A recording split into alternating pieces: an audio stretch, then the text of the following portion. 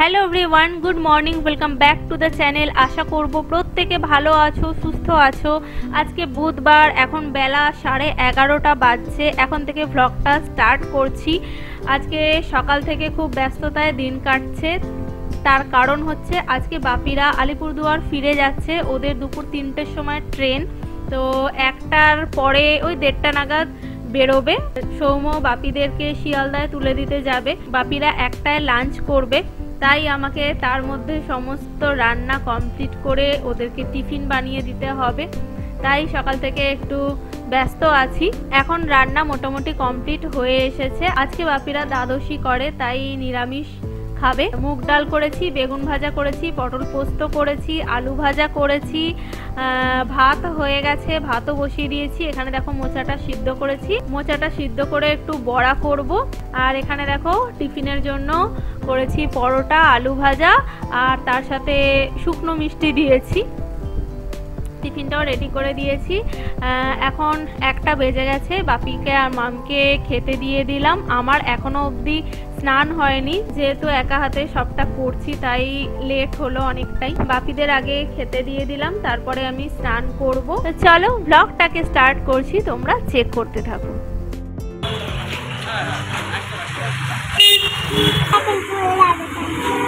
এখন চলে যাবে কেন?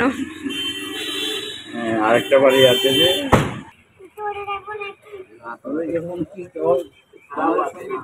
আমি কই যেটা টাটা টাটা তা খুলবো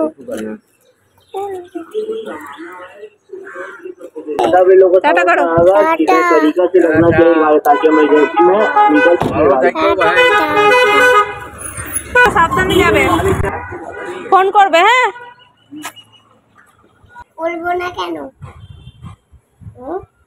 কমেছে? ব্যথা কমেছে?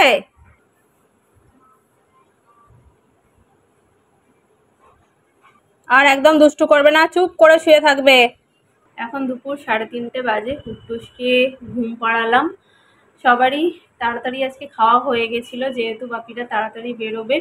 আর আজকে আমি আর কুট্টুসকে নিয়ে যাইনি। সৌম্যর শিয়ালদায় একটু কাজ আছে, ওই জন্য ও বললো আমি যাই, বাপিদের ট্রেনে তুলে দিয়ে ও কাজ সেরে তারপরে ফিরবে। তো বাপিরা বেরোবে বলে সবার তাড়াতাড়ি খাওয়া হয়ে গেছিলো, আমারই একমাত্র খাওয়া বাকি ছিল। ওরা বেরিয়ে যাওয়ার পর আমি ঘরে এসে খেতে বসলাম। কুট্টুসকে বললাম তোর খাওয়া হয়ে গেছে, তুই বসে বসে ড্রয়িং কর, আমি খেয়ে নিই। আর ও তো এক জায়গায় বেশিক্ষণ বসে না, 15 মিনিট বসেই দৌড়াদৌড়ি শুরু করে। তো দৌড়াদৌড়ি করছিল। ডাইনিং থেকে ঘরে ঢোকার সময় ঘরের দরজার মধ্যে জোরে হাঁটুটা ঠুকে গেছে, খুব চিৎকার করে কাঁদছিল। তারপরে আমি একটুখানি বরফ জল বের করে পায়ে দিয়ে দিলাম, আর্নিকা খাইয়ে দিলাম, আর্নিকা জেলটা দিলাম। তারপরে একটু ব্যথাটা কমেছে, আমি ঘুম পাড়ালাম ওকে। তো পরশুদিন তো আমাদের গৃহপ্রবেশ হলো, টুকটাক কিছু গিফটও পেয়েছি, আমি এখনো অবধি খুলে দেখিনি, মানে টাইম পাই কদিন, খুব ধকল যাচ্ছে, যার জন্য ওই গিফট ফিফট খুলে দেখার আর সময় হয়নি। যদিও সব গিফট আনিনি, 2-3টে এখনো ওই ফ্ল্যাটেই পড়ে আছে।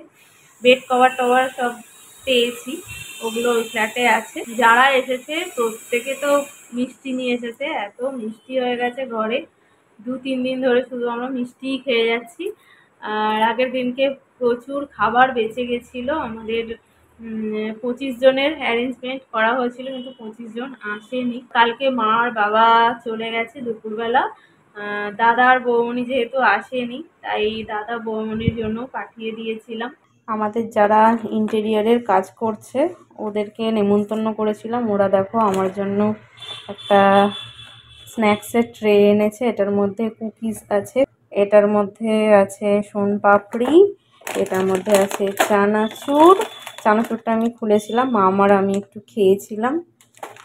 আর এটার মধ্যে আছে আলু ভাজা, এই প্যাকেটটা এখনো খোলা হয়নি। ভীষণ পছন্দ হয়েছে আমার এটা। আমি এটা আনপ্যাক করে ফেলেছি, কিন্তু খুব সুন্দর ওরা ডেকোরেশন করে দিয়েছিল। আর কুট্টুসের জন্য দেখো এই অ্যানিমেল পাজলসটা এনেছে। কুট্টুস যদিও এখন এটা করতে পারবে না, ওই জন্য আমি আলাদা করে রেখে দিয়েছি, একটু বড় হলেও এটা করতে পারবে। ছোটবেলায় আমিও বার্থডেতে গিফট পেয়েছিলাম এরকম, আমারও ছিল, খুব ভালো লাগতো এগুলো করতে, খুব ইন্টারেস্ট পাবে একটু বড় হলে। ও এখনই এটা করতে পারবে না। আর সৌম্যর এক কাকু এসেছিল, সে আমাদেরকে এই স্যান্ডউইচ মেকারটা দিয়েছে। আমি এখনো খুলে দেখিনি, সৌম্য দেখেছে, দেখে আমাকে বলল কাকু একটা স্যান্ডউইচ মেকার দিয়েছে।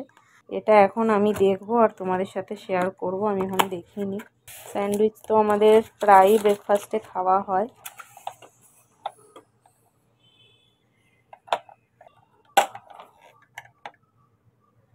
আর এই শাড়িটা আমার এক মামি শাশুড়ি দিয়েছে, মানে সৌম্যর মামি। খুব সুন্দর হয়েছে শাড়িটা, আমিও দেখিনি, এখনই খুলে দেখছি। ঢাকাই পরতে তো আমি ভালোই বাসি, তো মামি বারবার করে বলে গেছে যে শাড়িটা পরো, অবশ্যই আমি একদিন পরবো। আর সব গিফট আনিনি এখনো, দু একটা গিফট আমাদের নতুন ফ্ল্যাটেই আছে, সব আনা হয়নি কারণ কদিন পরেই, 3-4 দিন পরেই আমাদের শিফটিং, তোমরা জানো, আবার এখান থেকে নিয়ে যেতে হবে। ওই জন্য সব গিফট আনিনি, যেগুলো এনেছিলাম তোমাদের সাথে শেয়ার করলাম।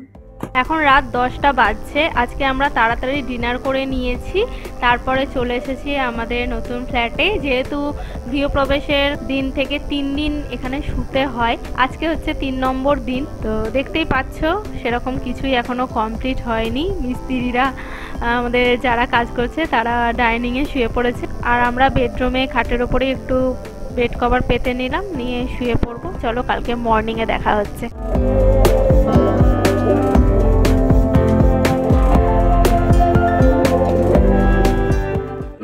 ম্যাট্রেসটা কবে দেবে? 10 তারিখ। 9 তারিখ নাগাদ দিয়ে দেবে। শক্ত বিছানায় শুতে পারি না, পিঠে ব্যথা করে। আজকে হয়ে গেছে নেক্সট ডে মর্নিং। আমরা অনেক সকাল সকাল উঠে পড়েছি। উঠে আমি চেঞ্জ করে নিলাম, ফ্রেশ হয়ে নিলাম। এরপর বাড়িতে যাব, গিয়ে চাটা খাবো। তো ওয়ার্ড্রপটা খুলে দেখলাম যে ওর ভেতরে একটা গিফট রয়েছে। আমাদের ফ্ল্যাটের যে প্রমোটার উনি এসেছিলেন, এসে এই গিফটটা দিয়ে গেছিলেন। এখন সেই গিফটটা খুলে দেখছি, সুন্দর একটা রাধা কৃষ্ণের ছবি উনি আমাদের গিফট করেছেন।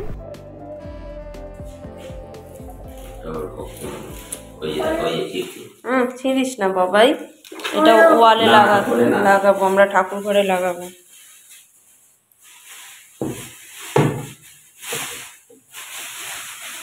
এখন সকাল 8:20 বাজছে। আমরা 7:30টায় ওখান থেকে চলে এসেছি। কালকে রাতে আমরা ওই ফ্ল্যাটে শুয়েছিলাম, যেহেতু কালকে বাড়িতে কেউ ছিল না। আমি সৌম্যকে বলেছিলাম অসুবিধা নেই, তুমি চলে যাও, এখানে আমি কুটুসকে নিয়ে শুয়ে পড়বো। দুদিন তো বাবাদের নিয়ে সৌম্য শুয়েছিল, একদিন আমার বাবা শুয়েছিল আর একদিনকে বাপি শুয়েছিল। কালকে সৌম্য বললো চলো আজকে একটা দিন আমরা সবাই শুই। তো কালকে আমরা তাড়াতাড়ি চলে গেছিলাম, গিয়ে ওখানে শুয়ে পড়েছিলাম। আমাদের 6টার আগেই ঘুম ভেঙে গেছে। তার ওপর বাপিরা পৌঁছেছে 6টার সময়, সৌম্যকে ফোন করেছে, ফোন বেজেছে, ঘুম ভেঙে গেছে। আমরা আজকে অনেক সকালে উঠে পড়েছি। এখন সকাল 9:30 বাজছে। আর দেখো এখানে আমি ব্রেকফাস্ট বানাচ্ছি। আজকে ব্রেকফাস্টে চিলা করছি। কুট্টুস ব্রেকফাস্ট করে স্কুলে যাবে, তো ব্রেকফাস্ট করেই আমি তাড়াতাড়ি রান্না বসিয়ে দিচ্ছি। শুধু একটু মাছের ঝোল করব আর ভাত করব। কালকে রাতের একটা তরকারি করা আছে, আর বেশি কিছু রান্না করব না, কারণ আজকে থেকে আমাদের প্রচুর গোছগাছ আছে। যেহেতু সানডে আমাদের শিফটিং এর আগে তো প্রচুর গোছগাছ থাকে, তো সেইগুলো আজকে থেকে করব, তাই অল্প করে রান্নাটা সেরে নিলাম তাড়াতাড়ি। এই দুটোর মধ্যে সব ধরে গেছে, ড্রেসিং টেবিলে যা ছিল। না এটা ফেলবো, এই নেল পলিশগুলো খারাপ, নষ্ট হয়ে গেছে। তাহলে এই কন্টেনারটাও? হ্যাঁ, কি হবে কন্টেনার? কবেকার পুরোনো সব কানের দুল, এর মধ্যে কবেকার পুরোনো আমার সব কত দেখো আইশ্যাডো প্যালেট এগুলো সব নষ্ট হয়ে গেছে, ডেট চলে গেছে, সব ফেলছি। দিয়ে ড্রেসিং টেবিলটা ফাঁকা করছি, ড্রেসিং টেবিলটা নিয়ে যাব। তোমাদের সব ভরা হয়ে গেছে তো? দেখো একবার, আমি ড্রেসিং টেবিল গুছিয়েছি, টিপের পাতা পেয়েছে কোথার থেকে। তোকে এতবার বলেছি যে ওরকম করে টিপগুলো লাগাবি না, আঠা থাকে এগুলোর মধ্যে। ই বাবা, এই ছবিটাই করলে? এটা তো একটা আছে একই। না আমি বলছি এই ছবিটা বাপি আর মামের সাথে একই ছবি করলে। হ্যাঁ, তাছাড়া তো আর দেখলাম না। এই দেখ এটাকে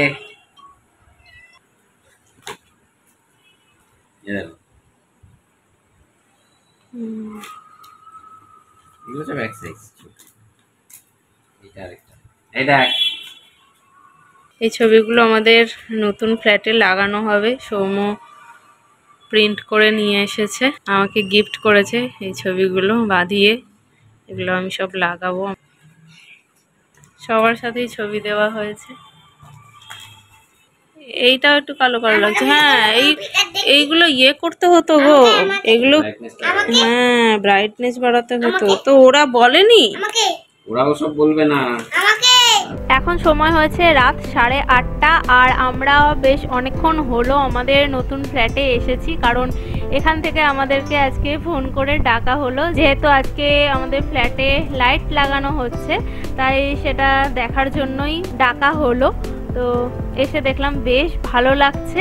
মাঝখানে আর মাত্র 2 দিন, তাই জোর কদমে শেষ মুহূর্তের কাজ চলছে।